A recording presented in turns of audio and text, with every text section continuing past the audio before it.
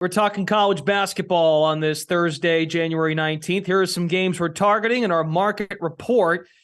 Illinois laying 6.5 to the Indiana Hoosiers at home. Look at all the money coming in on Indiana. Folks like the road dog and Big Ten play.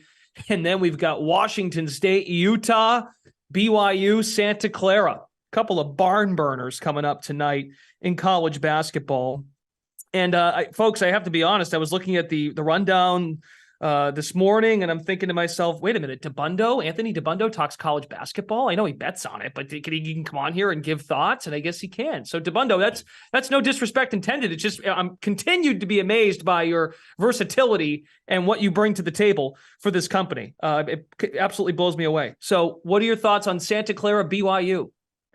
That's a very glowing review. I appreciate that. Santa Clara BYU I meant tonight. it. You think I'm messing around with you? I mean it. I'm like, wow, Dabbundo can do basketball too. That's a compliment. He can, and he loves college basketball, and spends way too much time trying to predict teams that he couldn't put on a map. But Santa Clara, I think the biggest thing here, they're at home. I do have them rated as the better team. BYU has major turnover problems, and their transition defense has been pretty mediocre all season. Synergy has them below average. Santa Clara is excellent in transition, and they generate a lot of open threes in transition as well. BYU's perimeter defense, very shaky, outside the top 150 in shot quality, catch and shoot, and off the dribble three shot quality allowed. So they give up a ton of open looks from the perimeter, and they kind of break down once they turn the ball over. So I do think this is a good spot for Santa Clara, and I have them rated as the better team. So I'm going to, at home, lay 2.5, and I would lay 3. After that, I would probably pass at 3.5 if it gets that high, although I don't think it will. This opened 1.5 last night, got bet up to 2.5. So I do think the number's getting closer to about where it should be at 3.5, but at 2.5, I still like the Broncos at home. Okay, excellent. So that's our West Coast Conference look. And then we've got Washington State and Utah in the Pac-12. That's another game you're targeting, but in this case, you like a dog.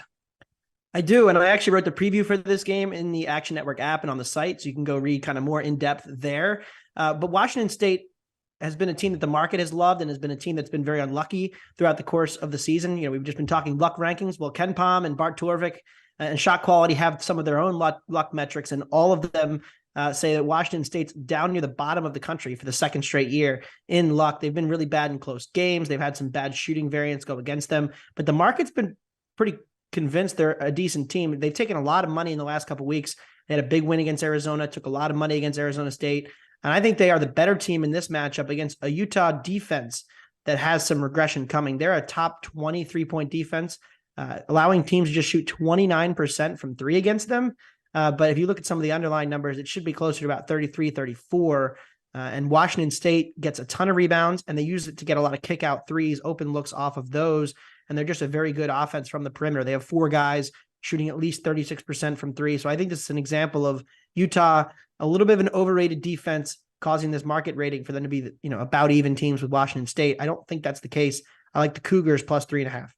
And never mind their defense, but it feels like Utah's had a hard time scoring as well. They're not scoring a lot of points, right? 60 against Oregon, blown out by UCLA, 49 points in that game earlier in the month, and then 56 against USC.